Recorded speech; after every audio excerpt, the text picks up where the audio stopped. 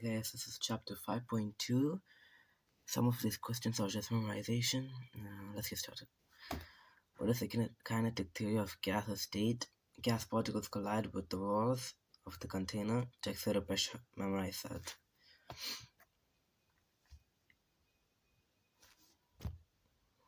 Why does the pressure of a gas sample increase when the temperature increases? The speed of the gas molecules increases. The gas molecules hit the container both more frequently and more strongly. That too, memorize.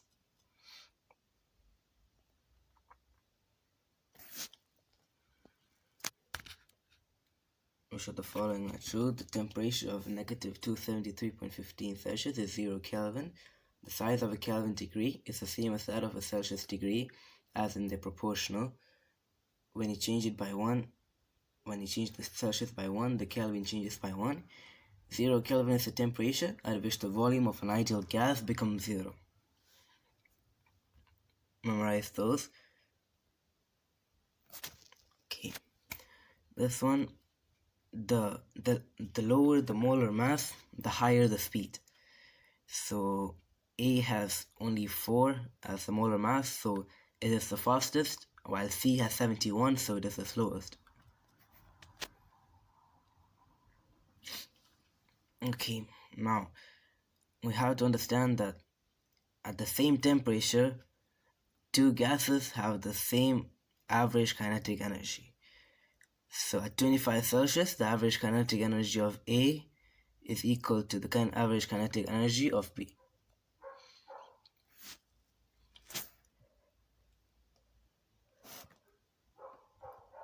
Okay, this one,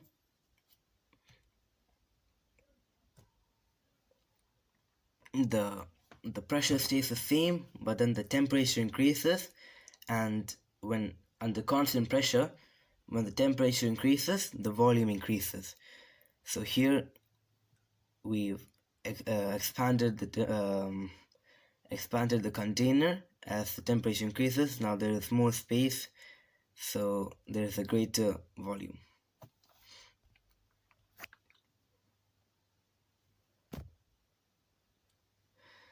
Okay, the pressure of a gas A in a sealed container is 0.5 atm. The addition of an inert gas B to the container increases the pressure of the mixture to 0.75 atm. Here, 0.75 atm is the total pressure.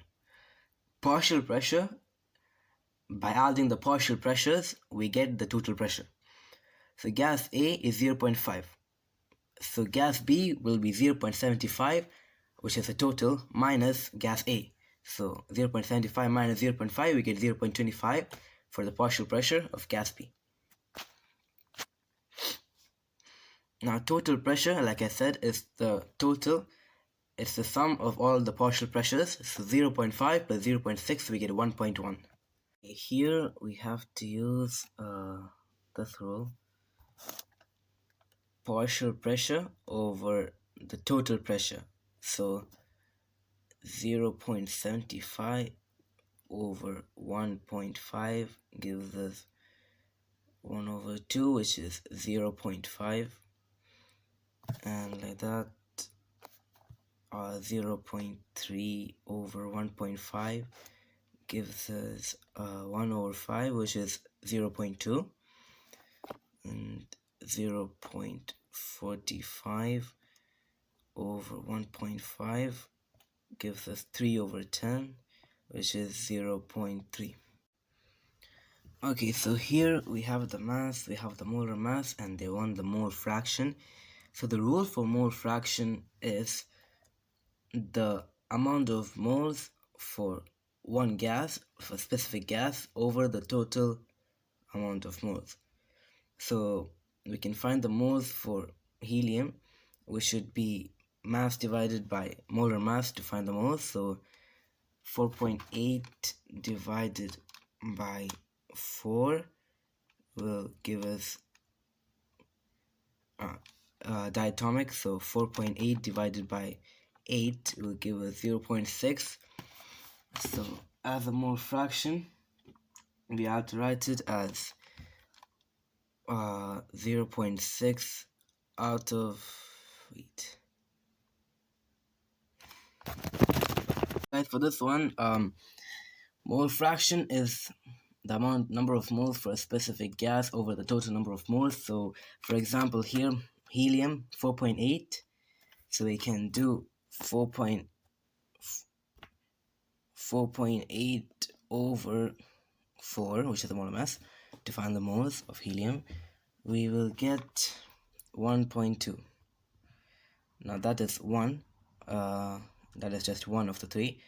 Now we do mass 8 over argon, so it's 40. We find 8 over 40, find to be 0.2.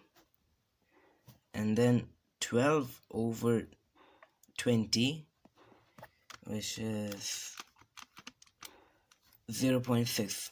Now when we add them all up, all of this, that's the total amount of moles, we get 2. So to find the mole fraction, it is the specific gas over the total amount of gas, total amount of moles. So 1.2 over 2 will give us 0.6. Same thing with argon. We do 0.2 over 2, we get 0.1. We do 0.6 over 2, we get 0.3. That's how we do mole fraction. Now to find partial pressure, now the relation between partial pressure and mole fraction is, to find partial pressure, it's the mole fraction multiplied by the total pressure. So for example here, partial pressure, we do the mole fraction 0.6 multiplied by the total, which is 2.5.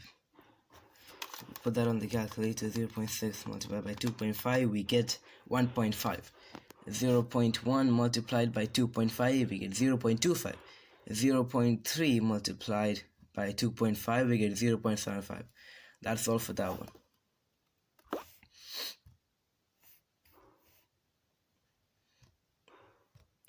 Okay, now next question. This is Celsius to Kelvin. So Celsius to Kelvin, to make from Celsius to Kelvin, add 273. Always, and vice versa. Kelvin to Celsius minus 273. So here from 725, you subtract 273, you get 452. Negative 68 plus 273, you get 205. 21 plus 273 is 294. 273 plus 273 is 546. Next one. Okay, this one. Okay, so like I said, the total number of moles, we have to find the total number of moles. It's already given that 0.2 moles of oxygen gas and 0.6 moles of nitrogen gas are there. So we add them up, we get 0.8 moles. Now mole fraction of nitrogen gas in the container. Mole fraction of nitrogen gas. Nitrogen gas is 0.6 out of 0.8, which is 0.75. Now partial pressure of oxygen. Partial pressure, we have to find 0.2 over the total, which is 0.8. That is for the mole fraction, which you will get 0.25, and then multiply that by the total pressure, which is 2. You get 0.5. Now volume of nitrogen gas in the container. Any gas in a container will take the full volume. So it'll take the volume of the container. So it'll take 12 liters. The fraction of the volume of the container occupied by oxygen, like I said, it's going to take the full volume. It'll be 100%. Next one, last one. Alright, same thing here. Okay, the total number of moles of gas in the sample is, so here we have to find the moles first. 7.2 over the atoms are diatomic, so oxygen gas becomes 32. We get 0.225. That is the moles of oxygen, and for nitrogen it's going to be 28.8 over 28, because it's also the atomic. We get 1 point, a big number, 1.02 and so on, 0.3 I would say. Okay, and then we just add them together. So plus 0.225, we get 1.2535. So 1.25, yes. Now the mole fraction of oxygen in the sample. Okay, mole fraction, like I said, is going to be the number of moles of oxygen over the total. So 0.225 over the answer we found now, 1.25. We do that, we get 0.225 over answer, we get 0.179, which is 0.180. Okay, the partial pressure of nitrogen in the sample. Okay, partial pressure, like I said, is the mole fraction multiplied by the total pressure. Here they don't have it in dm cube, so we have to use the mmsg. So total pressure, so partial pressure mole fraction of nitrogen is 1.03 over 1.25. First we have to do that, 1.03 over 1.25 to find the partial to find the mole fraction. 25, we get 0.824, and now just multiply that by 760.